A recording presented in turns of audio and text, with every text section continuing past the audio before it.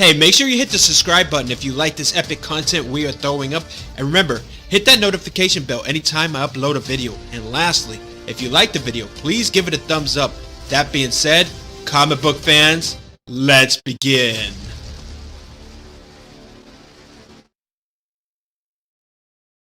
What's up, comic book fans? And here is another episode from the Marvel Infinite series. And on today's episode, we'll be discussing strange comic book characters who probably won't make it into the MCU. And when I say probably, I guarantee you there's no way this can work, because these characters have powers ranging from the most useless mutations to the weirdest powers ever.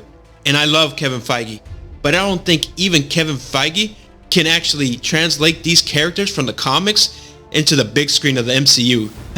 I really don't.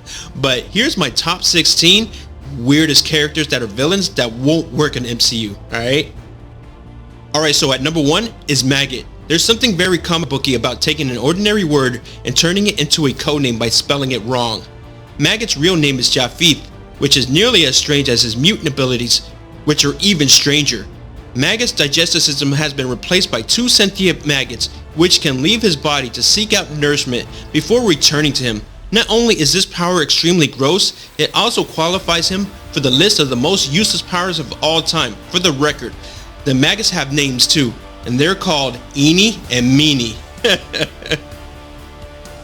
At number 2 is Ruby Thursday. Her name is a Rolling Stones reference. Her body is buxom, and her head is as smooth as a red globe. She's Ruby Thursday, and she's undeniably weird. To add to the nightmare fuel, Ruby's head can fully detach from her body and crawl around on little tentacle legs, which is just terrific.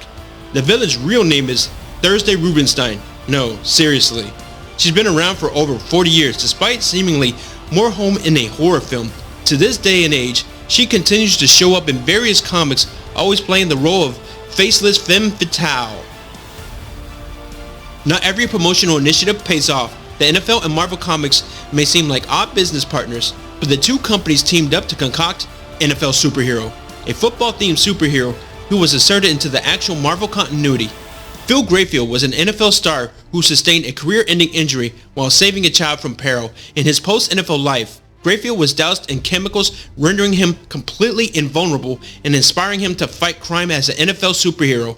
He takes on villains with the names like the Calculator, Girth, and the Almighty Dollar. Yeah, because the Almighty Dollar is totally opposed to the fumble cash grab. Hell Cow was once a prize dairy cow named Bessie, minding her own business in 17th century Switzerland. Then Dracula drained her blood and turned her into an undead heifer. Hell Cow is now immortal, but must live with the insatiable thirst for mammalian blood of all sorts. At one point, it seems like Hell Cow had been killed by Howard the Duck, her primary rival, but she rises once again to go on adventures with Deadpool. Hell Cow only hangs with the best of the best. It should go without saying that a Hell Cow appearance in the MCU would be an utter disaster. Can you imagine Hell Cow in the MCU? Oh my god, that would be hilarious. It would be bad. There's no way that even Kevin Feige could actually make that work. At number 5 is the Mandrill. The Mandrill is a very problematic character born Jerome Beachman. The Mandrill is a mutant who grew up resembling a baboon. He also gained an incredibly creepy power, the ability to emit pheromones that allow him to control women. The Mandrill can use this ability to keep women under his thrall indefinitely, and he's done all the horrid stuff you probably already imagine right now. When someone is freed from his stinky influence, they undergo a period of severe withdrawal. This is a character best left in the past. I mean, can you imagine this character put out there in the MCU with today's society, with him controlling women? Can you imagine Twitter just going off and be like, oh, you see, what is Disney doing? What is MCU doing? I can only imagine what a nightmare that would be on a social media front. At number 6 is Dr. Bong. Sometimes a character's name is enough to brand him ridiculous. Dr. Bong is intentionally one such character. Dr. Bong's real name is Lester Verd. Comes from the pages of classic Howard the Duck comics, which were highly satirical. Dr. Bong is a grown man who wears a gigantic bell on his head. His left hand has been replaced with a big metal ball, and he combines the two to create a sonic vibration that can affect opponents in a variety of ways.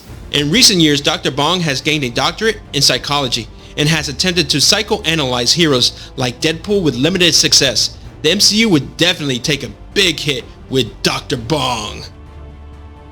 At number 7 is the Orb. The Orb is exactly what he looks like, a guy with a giant eyeball for a head. Beyond that, there's not much to this mercenary. He has no known real name and no superpowers beyond the obvious enhanced sight. However, the Orb is a personal favorite character of writer Jason Aaron, so he tends to show up in whatever title Aaron happens to be writing. In a major crossover titled Original Sin, the Orb ended up in possession of one of the Watcher's eyes, which he grafted to his chest.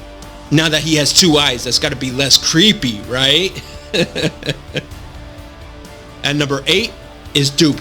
Dupe may look like a ripoff of Slimer from Ghostbusters, but he's actually a cherished member of the X-Men mythos, beloved by fans and in-universe characters alike.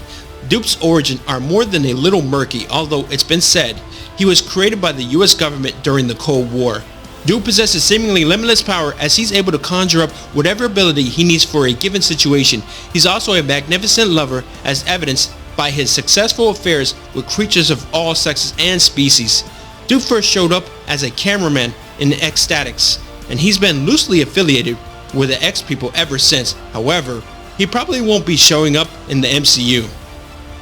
At number 9 is the US Archer. The US Archer may sound like a blend of Captain America and Hawkeye, but it's actually much worse than that. Ulysses Archer was an ordinary trucker who had the top of his skull replaced with an experimental alloy after a crash, granting him the ability to channel radio frequencies straight to his brain. This ability would become infinitely less impressive after the invention of Bluetooth and the death of radio.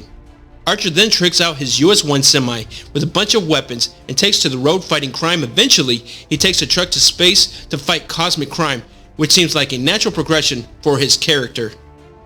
At number 10 is Slapstick. Slapstick was once an ordinary human named Steve Harmon, but he was transformed into a literal living cartoon by a trip through a mirror in a carnival funhouse. Harmon emerged as Slapstick with the uncanny ability to operate with cartoon physics in the real world. He's a cartoon every way, shape, and form, which means he can summon enormous mallets with ease, but also he has no genitals. This has led Slapstick to become more than a little unhinged. He's been known to hang around with Deadpool and the Mercs for money. Unfortunately for Slapstick, there's only room for one fourth wall breaking hero in theaters, and his buddy Deadpool has it on lock. At number 11 is Bybeast. Bybeast is the possessor of one of the all-time weirdest designs to appear in comics, with his whole face on top of another face thing. Additionally, Bybeast isn't actually a beast at all, but actually he's a giant android created by a race of bird people. He's actually insanely powerful and is able to go toe-to-toe with the Hulk and Thor.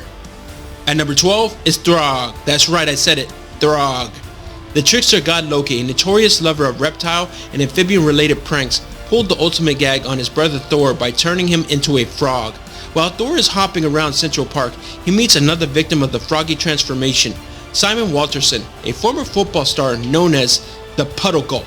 Thor and Puddle Gulp go to war with some rats, and Thor leaves a sliver of Mjolnir behind when he turns back into a god.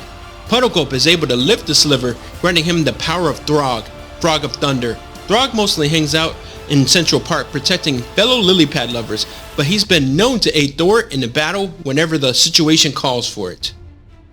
At number 13 is the Wizard. The Wizard is a member of a rare triple threat club in comic books. Terrible name, terrible costume, and terrible origin. The jokes about his name write themselves, especially when coupled with his yellow costume. The story of Robert Franks is even more ridiculous than his appearance suggests. Debuting in 1941 and frequently teaming up with Captain America during the war, Robert Franks owes his speed-based power to a chance encounter with a venomous snake. Reasoning that snakes and mongooses are natural enemies, bystanders gave Frank a transfusion of mongoose blood, a perfectly rational conclusion which obviously granted him super speed. Maybe this character isn't so ridiculous after all. At number 14 is Mojo. Mojo has an entire alternate dimension, the Mojoverse, named after him, and it hosts his interdimensional media empire. Mojo is a disgusting blob who travels about on insect-like robot legs and is just generally hideous. His personality is even more disconcerting, as Mojo enjoys nothing more than kidnapping various beings from around the multiverse and forcing them to battle to the death for the enjoyment of folk at home. This famously brought Mojo into conflict with the X-Men, who defeated him, but not before Mojo could create toddler-sized clones of them for future reality shows. At number 15, Swarm. Swarm is the sort of character whose oddness can be understood even with the most bare-bones description.